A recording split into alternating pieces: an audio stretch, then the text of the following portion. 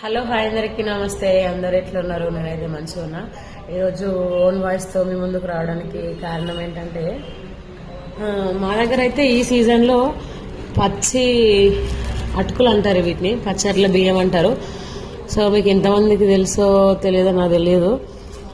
వరి కోసి ఒక 1 వీక్ 10 days ముందు కొంచెం వడ్లు పచ్చగా ఉన్నప్పుడు అయితే వీటిని కోస్తామన్నమాట.